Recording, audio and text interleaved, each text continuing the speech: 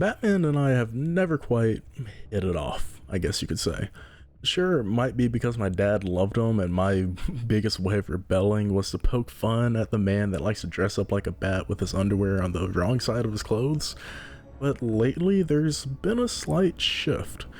I've found myself watching a lot of the DC animated universe movies, reading the comics, and really enjoying the darkness of Gotham.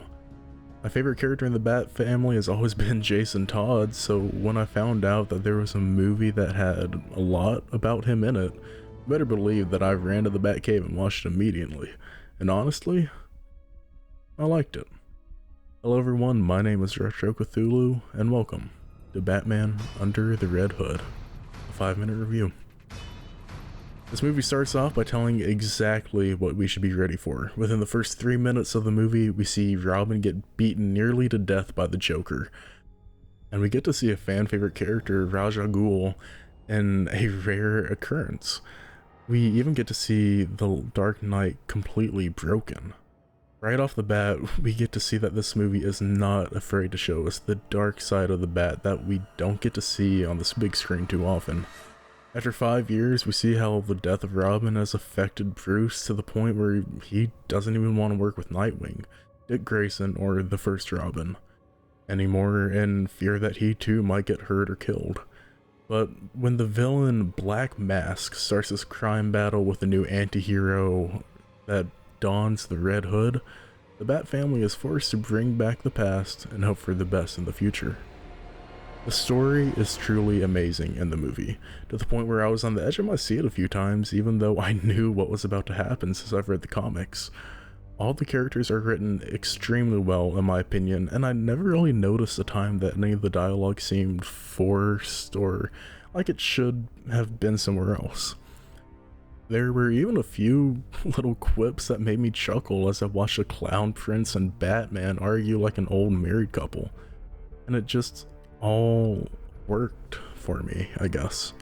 But on the opposite side of that, there were a few times where the mood was dark and somber and we just watched different ways that the group dealt with grief and pain.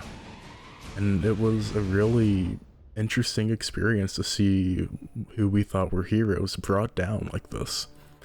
The animation style for this movie is probably my biggest issue with it, and even then it was never something that a little bit of squinting and backing up couldn't fix. Some of the movements for people seemed a bit off, I guess.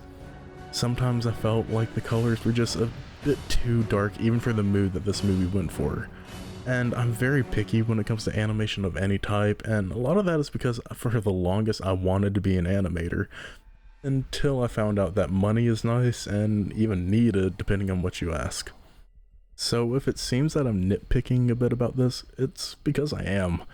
It's something that I love, and it was the only thing that I could really found negative about this in the review. So overall, this movie was crafted and done in such a way that it's easy to tell that the team and the voice actors loved what they were doing and wanted to make the fans happy. In a world where so often it feels like companies just want to toss a fan favorite on the title of a movie and make some quick cash that they know some losers will go see no matter what. And I'm looking at you, Star Wars, like it was okay the first time, but then you just kept going with it, and we got Solo. Like, oh, come on, that was such a bad movie. Like, I even from a non-Star Wars point of view, that was just a bad movie. Anyway, I'll go on that next time. It feels nice to have a viewing experience that truly gives the impression that it was carefully made. You know what? It really works.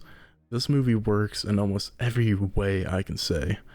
And I wouldn't say that it's good enough for me to agree with Dad that Batman could be any hero in Marvel or DC, but that's an argument for another time. So just watch it.